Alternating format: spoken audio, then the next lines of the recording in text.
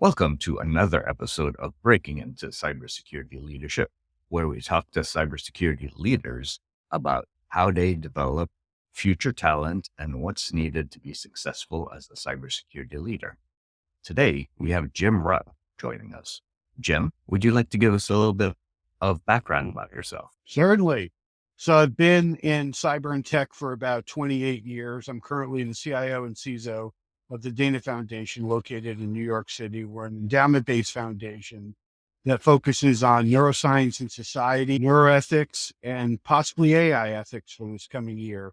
Most of my background was in healthcare, finance, pharmaceutical over the years. I've been focused on cyber primarily for the past 21, 22 years. As you grew in your career, why did you want to become a leader versus staying an individual contributor? There was the altruistic reasons, and then there were some of the more obvious reasons. So I always got a lot of validation internally and also a lot of satisfaction from helping others to grow and trying to follow the path that I did essentially, and to be able to support and teach a lot of up and coming folks that looked like they had the potential to become future leaders as well. And then the obvious reasons, obviously, there's more career advancement opportunities, more and the like. So not 100% altruistic. Throughout your career, what was some of the critical skills that you I'm sorry, the static is back. Unfortunately, now there's an echo there. I didn't catch you. what were the critical skills needed for you to be a cybersecurity leader? Critical skills. Oh, number one, and this is true in any area of life, ownership.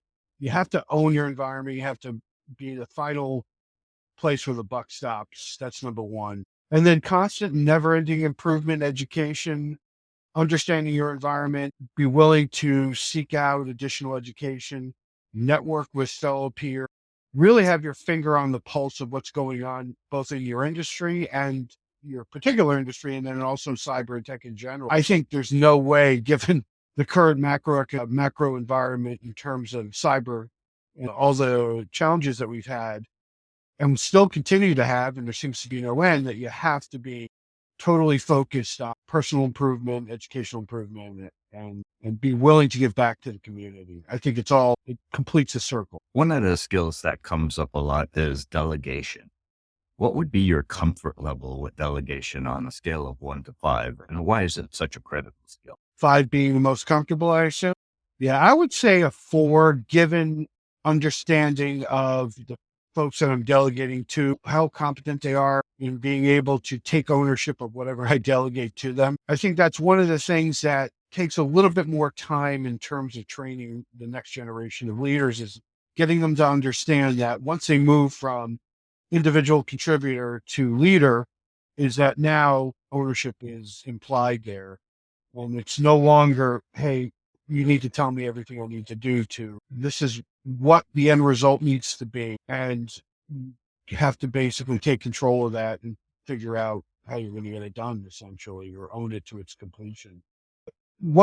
Typically you'll get a couple of false starts, as it were, for some folks, even ones that are looking like they have the potential to become great leaders. But that's all part of the game, I think. Even today, all these years later, I run into situations where I need effective counsel for certain things. So you've got to take an open-minded approach, but you have to toe the line in terms of being able to cut the line, as it were, with things that you don't. When it comes to your comfort level with collaboration, how would you rate your comfort level and why? Collaboration happens in multiple ways, both cross-organizationally, outside, externally, internally, up and down the chain of command, as it were, interdepartmentally. It's multi-matrix. I think delegation is a one-to-one or one-to-many type of situation where you have an ultimate point of responsibility, myself, and the down delegation or delegations that occur, essentially they all point back to myself. Whereas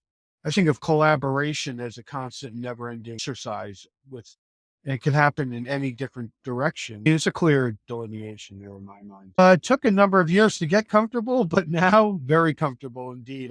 It's less of an uncomfortable situation as it is a necessity, especially now, especially in the early years when I was working in cyber, it was very hard to find a peer outside of an organization or even inside an organization that was willing to really have a frank discussion about cyber defenses or cyber postures or what have you.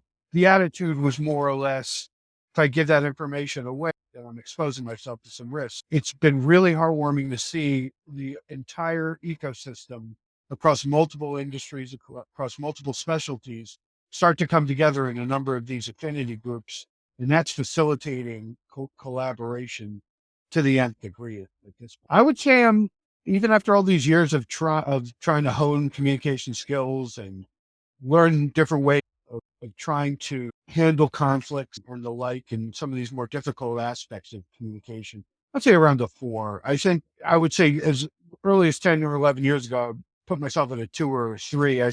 Taking on an uncomfortable situation has definitely increased how the improvement level, because you're going to have to fail at some of these things before you get better. And being willing to speak at different events and host different events like we do in terms of some of our other external affinity groups, that speeds up the learning process because it speeds up the easy failures to overcome process. So again, like anything else, you keep working at it.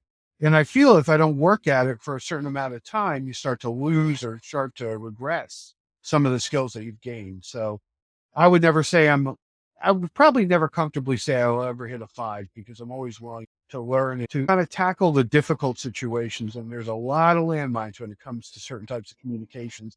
As we've both seen, influence is vitally critical to have any success in your organization. And I say influence, the bedrock of influence is really credibility. And that's one of the things that a lot of leaders need to learn, that it's easier to have to be able to build a credible set of experiences, history, successes, what have you. That leverages up your influence in the organization without a lot of extra effort or a lot of extra justification that may not have that type of backing. To me, that's been critical, especially at Dana. I think it's the early successes, building credibility, and that levered up my influence. There's an old saying, what you do speaks so loudly that what you say I can't hear. And I think that encapsulates influence.